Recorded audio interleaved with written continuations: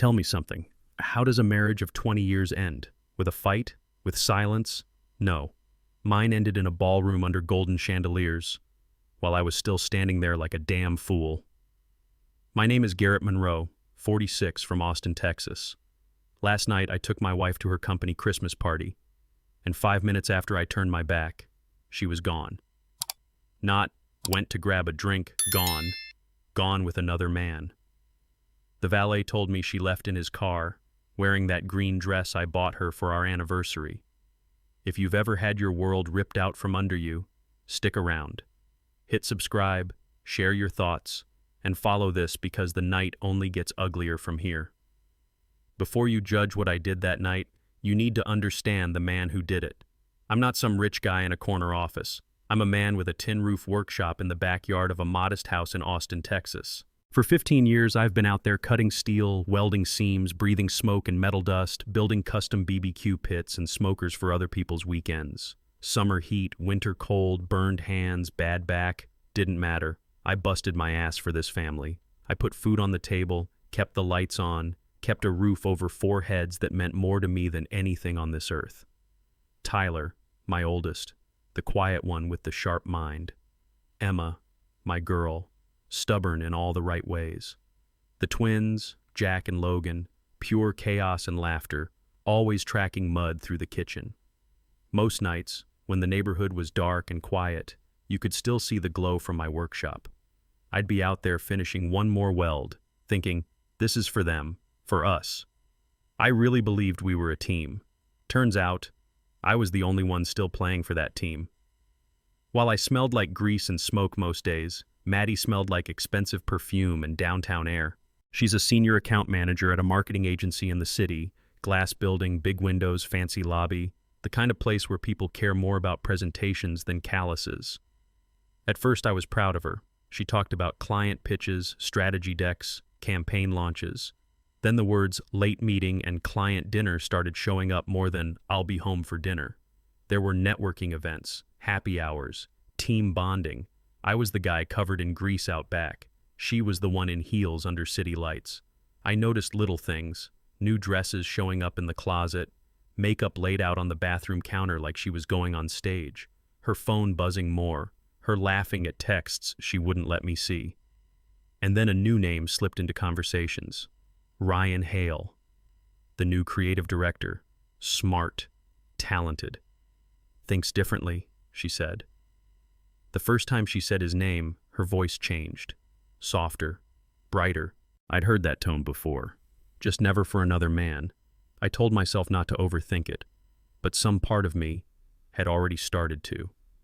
Once you notice one thing, you start seeing everything.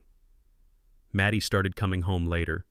Not crazy late at first, just, hey, we grabbed drinks after the meeting, or client wanted to go over numbers again. She'd drop her bag, kiss me on the cheek, and say the same line every time. We were just talking about a campaign, you know how it is. Her phone changed too, face down on the counter, on silent, always low battery when I happened to be nearby. Sometimes I'd walk into the kitchen and she'd be smiling at her screen, thumbs flying. I'd ask, what's funny? She'd lock the phone and say, just the team being idiots in the group chat. I'm not a jealous guy, never have been. I've always believed if you have to spy on someone, the relationship's already dead. So I talked to myself instead.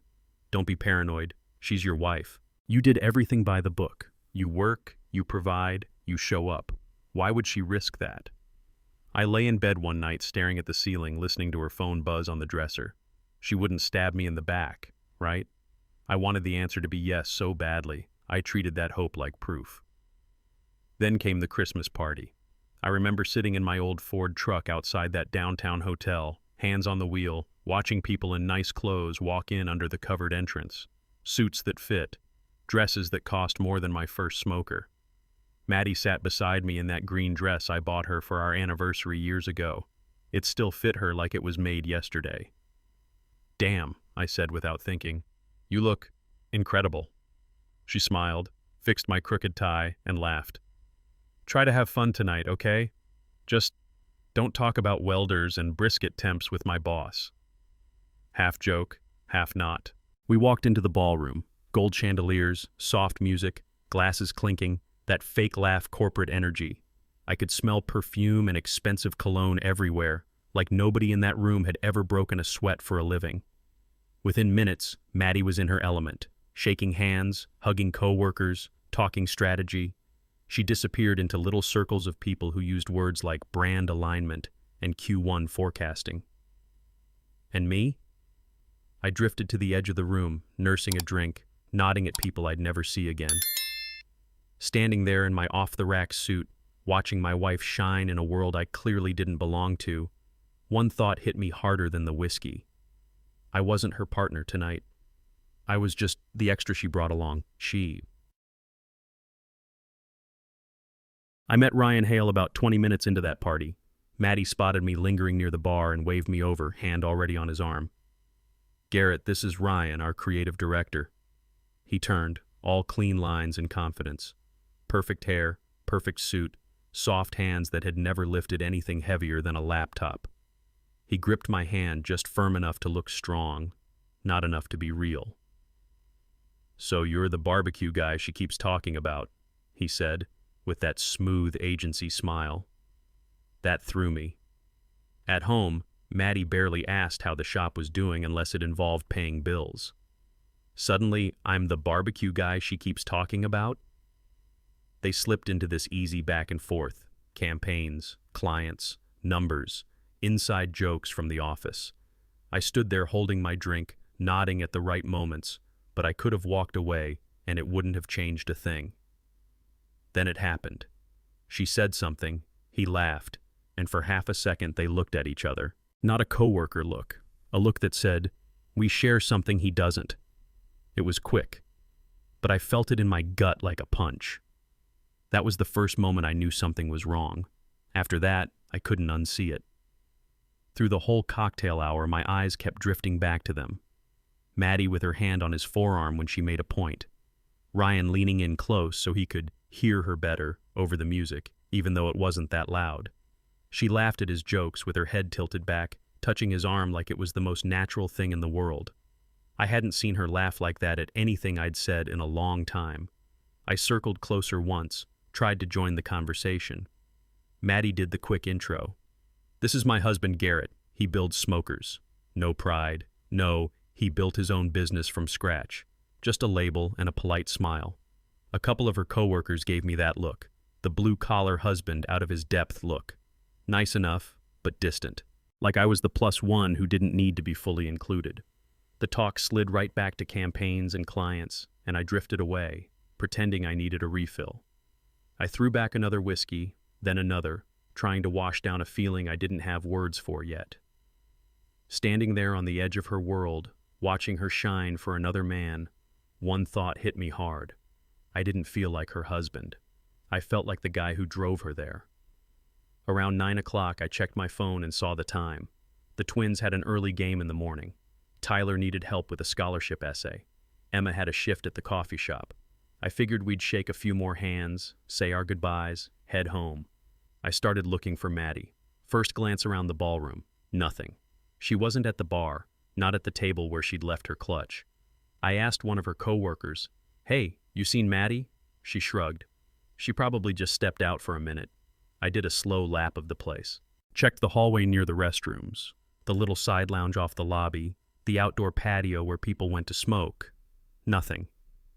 When I came back to the main room, something else hit me.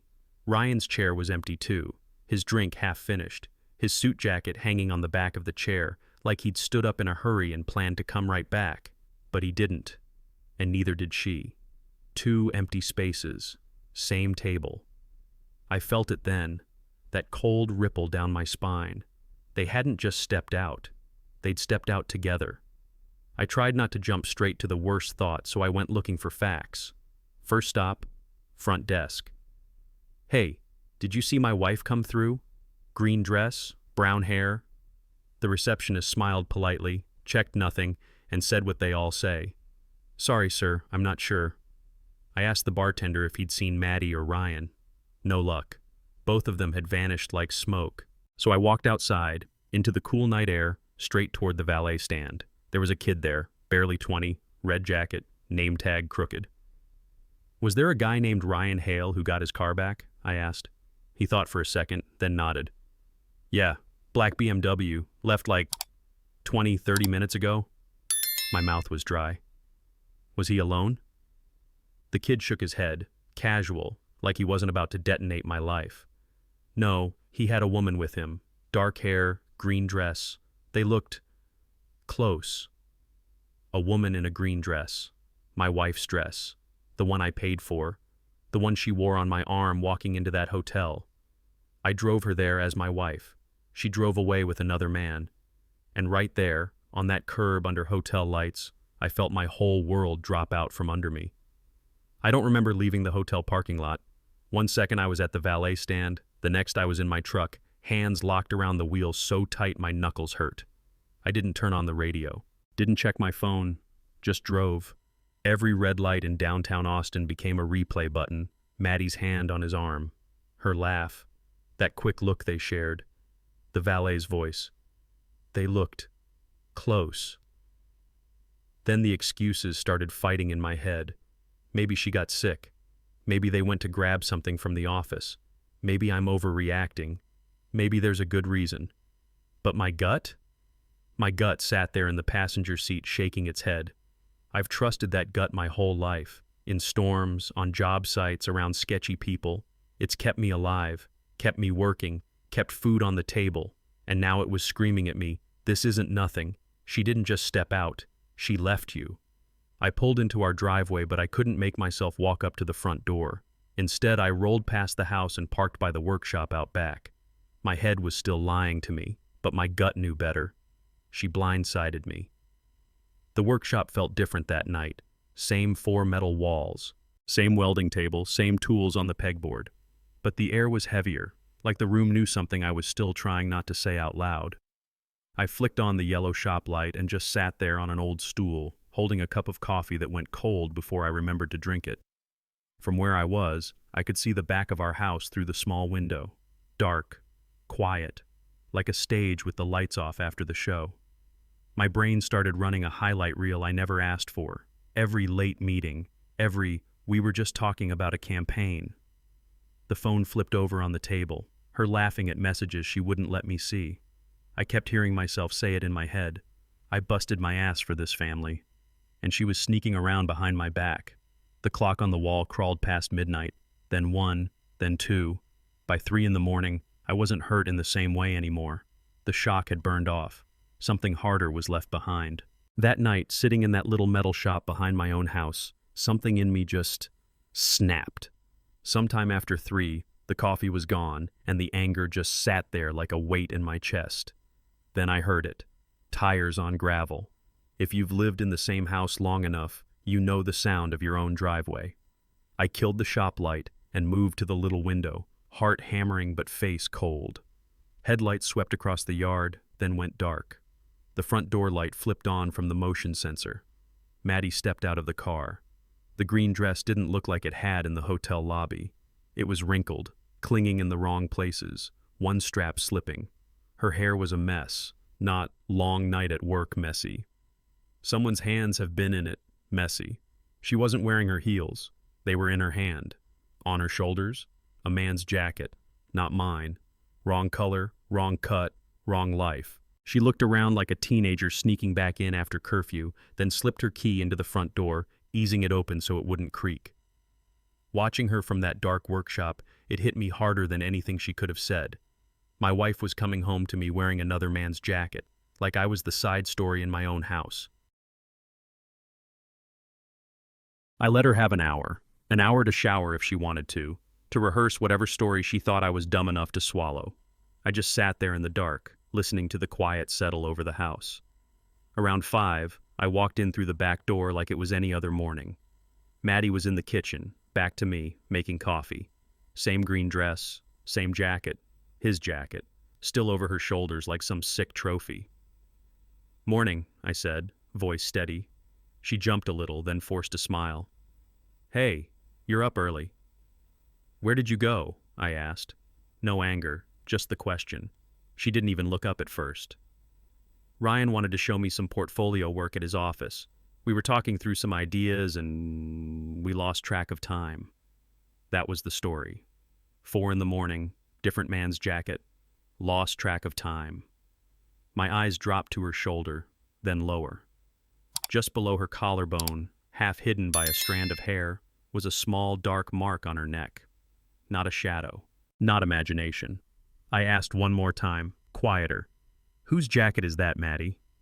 She glanced down like she'd just remembered she was wearing it. And standing there in my own kitchen, looking at that bruise and that jacket on my wife, I didn't need her answer to know the truth. She glanced down at the jacket like she'd just remembered it was on her. Oh, it's Ryan's, she said, casual as weather talk.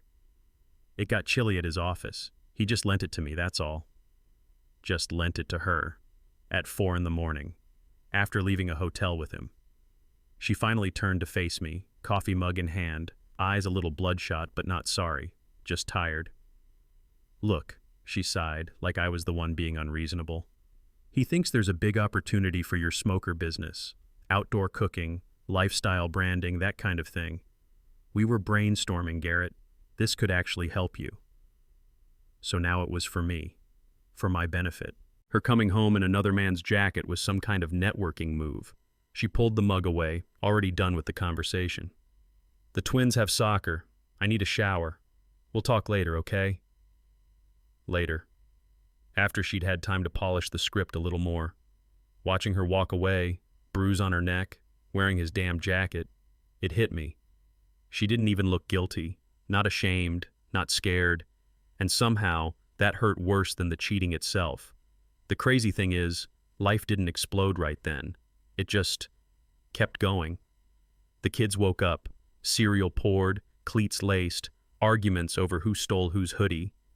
Maddie acted like nothing had happened, like she hadn't come home at dawn wrapped in another man's life. I played along for a couple days, drove the twins to practice, helped Emma with homework, listened to Tyler talk about college applications. From the outside, we looked like a normal family. Inside my head, something was building. By Sunday morning, I knew exactly what I was going to do. Maddie grabbed her yoga mat and left for her hot flow class. The boys went with a friend. Emma had a shift at the coffee shop. House was quiet. Too quiet. I grabbed my keys, drove to the hardware store, and walked straight to the lock aisle. Heavy-duty deadbolts, front door, back door, garage. Back home, I took my time installing each one, measuring, drilling, tightening every screw until the metal bit into the wood. Every turn of the screwdriver felt like taking 1 inch of my life back. A man's got to draw a line somewhere. Standing there with brass dust on my hands, looking at those new locks, I knew this was mine. A few hours after I finished those locks, the house was quiet again. Afternoon sun, football game low on the TV, boys' cleats by the door, Emma's apron hanging on a chair. Then I heard Maddie's car in the driveway. I stood just inside the hallway where I could see the front door, but she couldn't see me. She came up the steps in her yoga leggings, mat under one arm, phone in her hand, laughing at something on the screen. Like any other Sunday. She stuck her key in the lock. It didn't go in.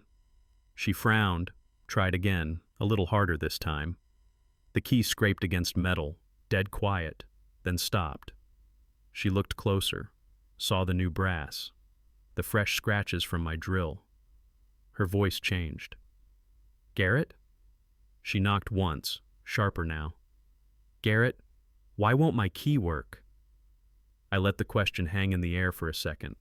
Then I opened the door just a crack, chain still on, enough for her to see my face, not enough to walk past me. She stared at me like she didn't recognize the man in front of her.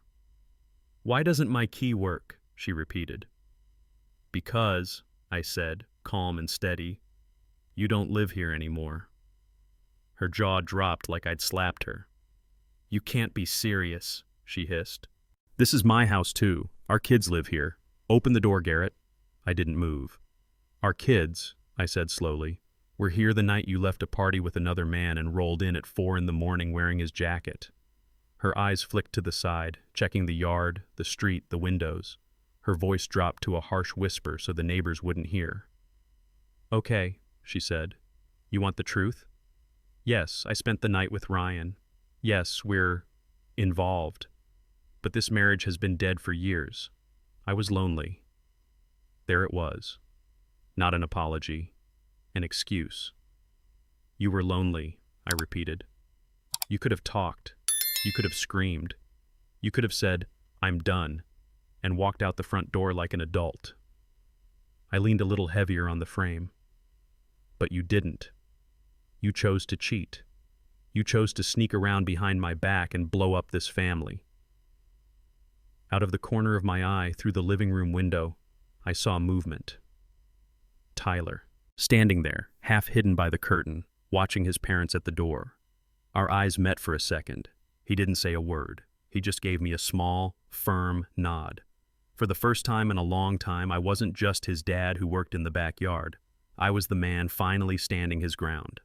The second Tyler nodded at me from that window, Maddie's whole face changed. The scared act dropped. The cold one slid in. She straightened her shoulders. "Fine," she snapped. "If you're really doing this, I'll get a lawyer." There it was. I'd gone from husband to enemy in one sentence. "Good," I said. "So will I." She wasn't ready for that. She'd expected me to back down, apologize, beg her to come inside. Instead, I just stood there, calm, hand on the new deadbolt. I started to close the door, then paused. "Oh, and Maddie?" She froze. "What?" "Ryan's jacket is in the front closet," I said. "You can pick it up when you come get your stuff." For a second, all the color drained out of her face. That was the moment she understood. I knew. Not just suspected. Knew. She didn't answer. Just turned and walked down the steps, yoga mat under her arm, spine stiff. Across the yard, Mrs. Thompson stood there with her hose in hand, pretending to water plants that didn't need it, watching everything. I closed the door, turned the lock, and felt something small and sharp inside me finally click into place. The next afternoon, I was in the workshop pretending to sort tools I'd already sorted twice, when the door opened and shut softly behind me. Tyler. He stepped in, closed the door like he was sealing us off from the rest of the house, and leaned against it. "Dad," he said, "Mom says you overreacted." I set the wrench down. "Okay," I said. "Let me ask you something." He watched me, arms crossed, trying to stay neutral. "If you took your girlfriend to a party," I said, "and she left with another guy, came home at 4 a.m. wearing his jacket, what would that do to you?" He didn't answer right away. When he did, his voice was low. "That would rip my heart out." "Yeah," I nodded. "It did." So I told him about the valet, the car, the jacket, the bruise on her neck, her story about portfolio work at 4 a.m. He went quiet, staring at the concrete floor. After a long minute, he took a breath. "Dad, I saw Mom with him 2 weeks ago at a coffee shop downtown. They were sitting side by side, holding hands." Hearing that from my son hurt in a new way, not just because of what she'd done, but because he'd been carrying that alone, trying to protect me from the truth. It didn't take long for the fallout to hit the people who didn't deserve it. Emma texted me first from her shift at the coffee shop. "Dad, why would you kick Mom out? You can't just lock her out. That's not how adults handle things." I stared at the screen for a long time before I answered. The twins didn't text. They just wandered around the house asking, "Is Mom really staying at Aunt Sarah's? For how long? Did we do something?" I was stuck between two bad options. Tell them everything and shatter whatever they had left of their mother, or lie and let them think I was the villain. So I took the narrow path in the middle. "Mom and I have problems," I told them, sitting at the kitchen table. "We don't agree on some big things, but I love you. I'm not going anywhere. That's what matters." They nodded, but I could see the fear in their eyes. Kids know when something is broken. Inside, one thought burned through all the noise. Maddie didn't just cheat on me, she blew up our family. And right there, I made myself a promise. My kids are my whole world. I will fight for them. 3 days after I changed the locks, a guy in a polo shirt rang the doorbell. "Are you Garrett Monroe?" I signed for a big white envelope without thinking much about it. Letterhead from a downtown law firm. Her law firm. I sat at the kitchen table, hands already sweating, and started reading. They wanted division of assets, half the house, half the business. Interim spousal support because Maddie had sacrificed her career ambitions to support my entrepreneurial dreams. I almost laughed. This woman who'd worked part-time for years, who used girls' trips as therapy, was now claiming she'd carried me. 15 years of busted knuckles and 18-hour days reduced to bullet points in a demand letter. By the second page, my hands were shaking, not from fear, but from pure, clean anger. She wasn't just walking out. She wanted to burn it all down and take half the ashes. I picked up my phone and called the one person I trusted with this kind of fight, Jim Ellis, the attorney who helped me set up the business. I read him the highlights. He was quiet for a moment and then said, "Garrett, this isn't just a divorce. She's coming for your life's work." 2 days later, I was sitting in a small conference room across from Jim Ellis, the same guy who'd helped me file my business papers years ago. He didn't sugarcoat things. Never had. That's why I called him. I laid it all out. The party, the valet, the jacket, the bruise on her neck, the deadbolts, the letter from her lawyer. He listened, hands folded, eyes steady. "Do you have anything showing she admitted the affair?" he asked. "Yeah," I said. "She told me at the door. My son heard part of it. I'm sure she's told other people too." Jim nodded slowly. "Texas doesn't hit as hard on adultery as it used to," he said, "but it still matters, especially when it lines up with money moving around." He slid a legal pad toward me. "I want to bring in a forensic accountant, someone to go through your bank statements, joint accounts, cards. If she's been siphoning money for this guy, we'll find it." Something clicked then. This wasn't just a broken marriage anymore. This was a battlefield, with my kids, my house, and my shop sitting right in the middle. Jim looked me dead in the eye. "Actions have consequences, Garrett. We're going to make sure of that." That's how Rebecca Chun came into my life. She was calm, sharp, the kind of person who made you feel like numbers could talk. Jim handed her a stack of statements, checking, savings, joint credit cards, and she went to work. A week later, we sat down again. She had a folder, tabs, highlights, little flags sticking out everywhere. "Here's what I'm seeing," she said. "For the last 8 months, your wife has been transferring small amounts, 50 here, 100 there, from your joint account into a separate account in her name." She flipped a page. "It doesn't look like much at a glance, but it adds up. Just under $12,000. My stomach turned. Then came the credit cards, charges at hotels I'd never stayed in, dinners at places way above our usual budget, spa packages, for 2. "There's also this trip," Rebecca added, sliding over a printout, listed as a company retreat in the mountains. Hotel receipt said otherwise. 1 room, 1 bed, 2 guests, all paid with marital funds. She leaned back. "In plain English, Mr. Monroe, she's been financing her affair with marital assets. It's one thing to know your wife cheated. It's another to realize you helped pay for it." I didn't have to badmouth Maddie. She handled that part on her own. Emma went to see her at the temporary apartment one Saturday. She texted me when she got there. "I'll let you know how it goes." Later that night, she called. "Dad, her place is a mess," she said. "There's empty wine bottles on the counter, pizza boxes on the table.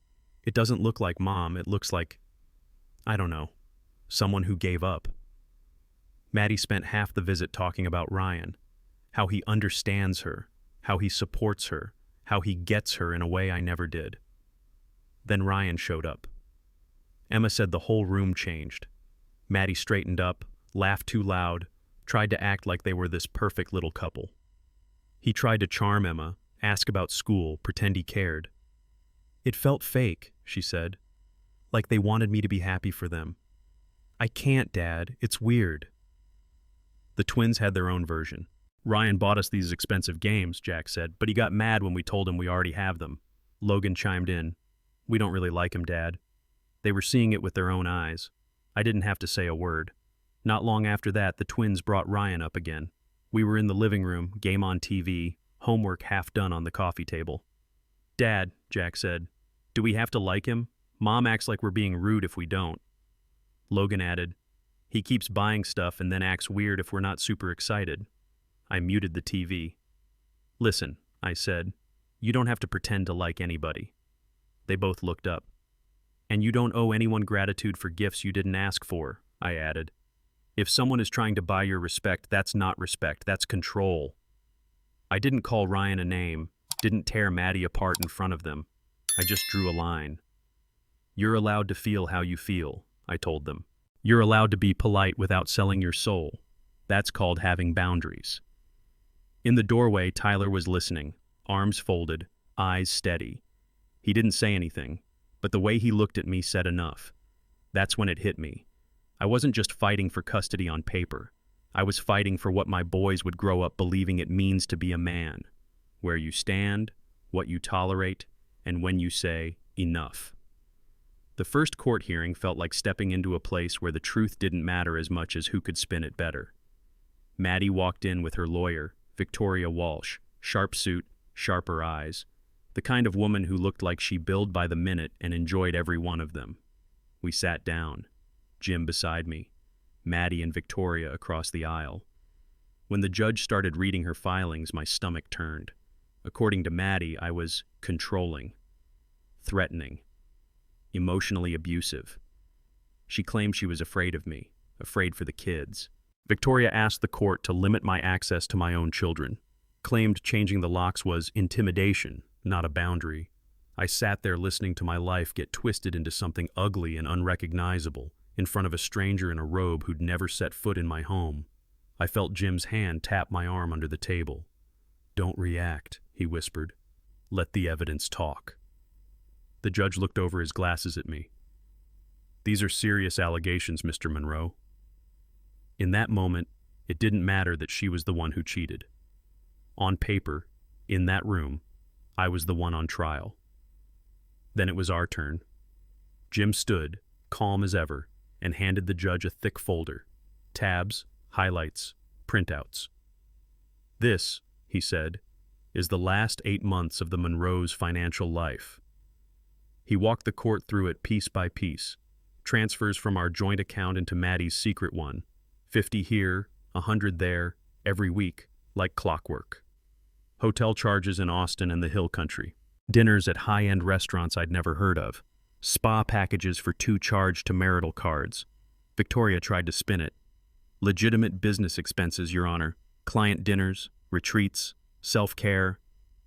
Jim didn't even hide the disbelief in his voice. Couples massages, boutique hotels that sell romantic getaway packages, he said. Unless her agency has a very unusual business model, this was not work. The judge flipped through the pages, lingered on a hotel invoice, then turned his gaze to Maddie. Mrs. Monroe, he said, voice flat, did you engage in an extramarital relationship with Mr. Ryan Hale while still married to your husband? The room went quiet. Maddie glanced at Victoria. Tiny nod. She swallowed. Yes, Your Honor, she said. I did. Just like that, the mask slipped, and the truth was finally on the record. After the dust settled from that first hearing, the judge laid it out like he was dividing up company assets. Until a full custody evaluation is complete, he said, the children will split their time. I'd have them Sunday through Tuesday. Maddie would have them Wednesday through Friday. Weekends would alternate. Neither parent, he added, is to speak negatively about the other in front of the children. I nodded. Jim squeezed my shoulder under the table. This could have gone a lot worse. Did it sting, sharing time with the woman who'd tried to paint me as dangerous? Yeah. But I also knew something Maddie hadn't figured out yet. You can spin stories in court. You can file affidavits and play the victim on paper. But kids watch what you do. I walked out of that courthouse angry, sure. But underneath the anger there was this strange, steady calm. I didn't have to expose her, didn't have to destroy her. Sometimes you don't have to tear a person down. You just stop protecting them from the consequences of who they've chosen to be. And then you let time, and their own actions, do the talking. The first week of the new schedule, Emma spent her mom days at Maddie's apartment. One night my phone buzzed. Dinner with Mom and Ryan tonight, she'd texted earlier. Wish me luck. Later, my phone rang. Dad, she said quietly, that was awful. Maddie had tried to stage a family dinner. Table set, candles lit, some playlist in the background. Ryan sitting at the head like he'd earned a seat there. They talked about his job, his ideas, his plans. Maddie laughed too hard at his jokes, touched his arm like they'd been together for years. Every now and then she'd look at Emma and say, "You should be happy for me. Don't you want me to be happy?" Emma said it felt like being forced to applaud after watching someone burn your house down and call it a fresh start. "Dad," she said, voice tight, "can I come home tonight? I know it's not your day, but I don't want to stay here." "Of course," I said. "I'll be there." She hesitated, then added one more thing. "I'm done pretending what Mom did is okay." That sentence hurt like hell, but it was the clearest thing I'd heard in months. It didn't take long for the twins to figure it out either. Jack and Logan did a few mom nights at the apartment. Sleeping bags on the floor, cheap frozen dinners, a TV that was always on. Ryan tried to play the cool guy at first, asking about their games, their teams, cracking jokes he thought middle school boys would like, then snapping when they got too loud or left stuff out. One visit, he showed up with 2 brand new video games. Top shelf, full price. "We already have these at Dad's," Jack said without thinking. Ryan's smile tightened. "Well, you could at least say thank you," he snapped. The next morning, after I picked them up, they were quiet in the truck longer than usual.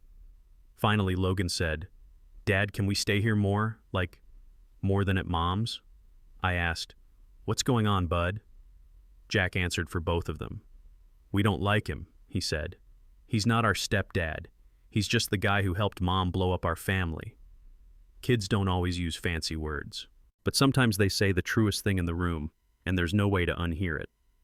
Tyler kept doing the court-ordered schedule, mostly because he asked to. "I'll stay a couple nights over there," he said. "Might be good if one of us knows what's actually going on." So he went. He observed. He kept his mouth shut and his eyes open. He watched Maddie and Ryan argue about everything: where they'd live after the divorce, what kind of car she deserved, how much drama he could tolerate. Money came up a lot. One night, Tyler walked past their half-open bedroom door and saw Ryan sitting on the edge of the bed, phone in his hand, smiling at the screen in a way Tyler recognized. Not the way you smile at ESPN. Tyler saw the contact name, some woman he didn't know. He watched Ryan quickly lock the phone when Maddie walked back in. Later that week, Tyler was in the workshop with me, pretending to help clean up. "Dad," he said quietly, "I think he's already lining up his next target." He told me what he'd seen, the secret texts, the fights, the way Ryan acted like Maddie was a problem to manage, not a partner. It hit me then. She'd burned down a 20-year marriage for a man who was already halfway out the door. The funny thing about karma is, it doesn't check in with you first. One night, my phone lit up with Maddie's name. I watched it ring on the counter while I washed dishes. Didn't pick up. Let it go to voicemail. Twice. Later, Emma called. "Dad, Mom's a mess." Ryan hadn't come over. He'd sent a text. No phone call. No conversation. Just a few lines on a glowing screen. "This is too much drama. I need to focus on my career. Take care of yourself." That was it. 20-something words to end the grand love story she'd blown our family up for. Emma said Maddie lost it, crying, pacing, knocking over a wine glass, calling it the biggest mistake of my life, over and over. But she wasn't talking about the affair. She was talking about picking the wrong man to gamble everything on. Emma stayed, cleaning up broken glass and spilled wine while her mother fell apart. I hung up the phone that night with one thought I couldn't shake. She walked out on a 24-year marriage, and the man she chose couldn't even break up with her face-to-face. A couple days after that, I answered when she called. I was in the workshop grinding down a weld when her name popped up again. Something in me said, "Pick up. Hear her out once." Her voice was raw. "Garrett, I messed up," she started. "Ryan lied to me. He used me. I was stupid." She cried hard, the way she never had when she was leaving. Told me she'd been lonely, confused, that he'd gotten in her head. I want a second chance," she said. "For the kids' sake. We can fix this. We can be a family again. Please." I didn't cut her off, didn't yell. I let her say every word she needed to say. When she finally went quiet, I took a breath. "Maddie," I said, "you didn't trip and fall into an affair. You planned it. You moved money. You lied to my face. You walked out on this family long before you ever left that party with him." Silence. "I'm not your backup plan," I finished. "You made your choice." There was some part of me that hurt saying it, but a bigger part that finally felt free. The last hearing felt different. Maddie walked in looking like a faded version of herself. No sharp power walk, no big city confidence. Just a tired woman in a suit that didn't fit the way it used to, eyes ringed in gray. Victoria still did her job. She stood and talked about fair share and 24 years of marriage. Said Maddie had invested time and emotional labor and deserved a substantial portion of the house, the business, and ongoing support. Then it was Jim's turn. He didn't raise his voice. He just laid out the custody evaluation. All 4 kids, separately, saying they wanted to live with me. Said I was the stable parent, the consistent one. The house, the business, the school district, my life was built around them. He reminded the court about the affair, the secret account, the money spent on Ryan. Not to punish her, but to show a pattern, choices, not accidents. The judge flipped through page after page, financials, statements, reports. The room was so quiet you could hear the air conditioner. Finally, he looked up. "Mr. Monroe will have full legal and physical custody," he said. "He will retain the house and the business. Mrs. Monroe will receive a modest cash settlement and supervised visitation." Just like that, it was done. Not a victory dance kind of moment. Just a heavy, quiet justice finally landing where it belonged. When it was over, I walked out of that courthouse feeling 10 pounds lighter and 20 years older at the same time. The Texas sky was doing that thing it does. Big, wide, painted in orange and red like God got carried away with a brush. I drove home in silence. No music, no courtroom noise in my head. Just the steady thought. They're mine. They're safe. When I pulled into the driveway, the porch light was on. The door opened before I could grab my bag. The twins hit me first, 2 half-grown boys wrapping their arms around my waist. Emma was right behind them, eyes wet but smiling. Tyler hung back a second, then pulled me into a real hug. The kind men give when "I'm proud of you" is too hard to say out loud. The house felt different. Same walls, same furniture, but the tension was gone. No more walking on eggshells. No more waiting for a phone to buzz and blow up the evening. Over the next few weeks, I started small. Repainting the bedroom, boxing up the last of Maddie's things, changing pictures, not to erase history, but to make room for a new one. Sometimes, losing the wrong person is the only way you ever feel truly safe in your own home again. Word gets around in a town like ours. I didn't tell people the details, but folks knew enough. She left, she lied, I kept the kids and the house. The guys at church, the dads from the ball fields, the regulars at the feed store, they'd clap a hand on my shoulder and say, "Hey man, heard a little of what happened. If you ever need anything." Some of them owned BBQ joints, food trucks, catering outfits. Next thing I know, I've got people calling the shop. "Garrett, I heard you build the best pits in Travis County. I need a new smoker for the trailer. You got room on your calendar this month?" The orders started stacking up. I hired 2 part-timers, good kids who weren't afraid of heat and heavy lifting. Emma took over the social media, posting pictures of finished rigs and brisket, writing little captions that made my work look better than I ever could. The workshop got louder, busier, hotter. Steel rang, welders buzzed, country music mumbled in the background. But it always felt like the same thing it had been from day one. Honest work. I'd lost a wife. But I kept my name and the business I built with my own 2 hands. The funny thing about hitting rock bottom as a family is, if you don't let it break you, it builds you. Tyler got his acceptance letter first. Engineering program, decent school, scholarship attached.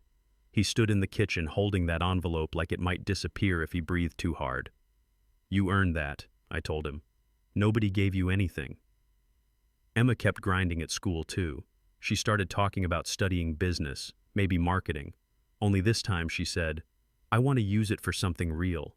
Maybe help you grow the shop one day." The twins needed somewhere to put all that anger and confusion, so they joined the wrestling team. They came home bruised and exhausted and grinning, turning something ugly inside them into strength on the mat. They still thought about their mom, missed her sometimes, but the pedestal was gone. They saw her as human, flawed, complicated, not a hero and not a monster. One night, sitting at the dinner table, Tyler asked, "Dad, how are we supposed to be after all this? Like, men-wise?" I thought for a second and said, "You don't have to be perfect. You just have to show up and tell the truth. Every day, even when it costs you." After the dust settled, Maddie did what she always talked about doing someday. She moved. Nashville this time. Smaller agency, smaller title, smaller paycheck. New city, same patterns. Every now and then my phone would buzz with a short text. "I miss the kids. Tell them I love them." Sometimes she'd ask about setting up a visit, but plans fell through more often than they happened. Work, distance, bad timing. The supervised visits became phone calls, then video calls, then less. At first, the kids would rush to answer. Then they'd check the time. Then they'd forget to reply until the next day. I never told them what to do. I didn't block her, didn't talk her up, didn't tear her down. "If you want a relationship with your mom," I told them, "that's your choice. I won't get in the way, but I'm not going to force it either." What surprised me most wasn't how little effort she made. It was how peaceful it felt to finally stop chasing the ghost of who I thought she was. I just let her be who she chose to be, and stopped trying to rewrite a story she'd already finished. One evening, months later, I shut off the lights in the workshop and stepped outside. Texas air had cooled off, sky doing that soft blue turning black thing. My hands smelled like smoke and steel. My back hurt in the way that tells you you've done an honest day's work. From the house I could hear it. Laughter, a video game victory yell, music too loud from someone's phone, Emma telling the twins to set the table or else. I stood on the back step for a second and just listened. Inside, there was a brisket resting on the counter, mac and cheese in the oven, plates already stacked. They'd argue over who got the end cuts, who stole whose fries, who took too long in the bathroom. Nothing dramatic, no big speech, just a regular family in a house that finally felt like it belonged to the people living in it. And standing there, I realized something. I wasn't angry anymore. Not at her, not at myself. That constant hum of stress and second-guessing was gone. For the first time in years, I wasn't managing someone else's chaos. I was just living my own life. When I look back now, it all lines up like mile markers on a highway. The Christmas party, the valet saying green dress, 4 a.m, her in another man's jacket, new locks on old doors, courtrooms, custody reports, bank statements. And then, this. A quiet house that finally feels like home. I won't sit here and pretend I was perfect. I worked too much, missed signs, ignored how lonely she said she was until it was way too late. But here's the thing I need you to hear. Cheating isn't a glitch. It's not a storm that just happened. It's a choice. A long string of little choices someone makes while looking you in the eye and calling it love. What I learned out of all this is simple. Have self-respect. Set boundaries. Love your kids louder than your pride. And don't burn yourself down to keep someone warm who wouldn't cross the room for you. I busted my ass for this family. She blew it up. But in the end, I kept my kids, my name, and my spine. And sometimes, that's more than enough. If you've been through something like this, share your story, hit subscribe, stick around, you're not as alone as you think.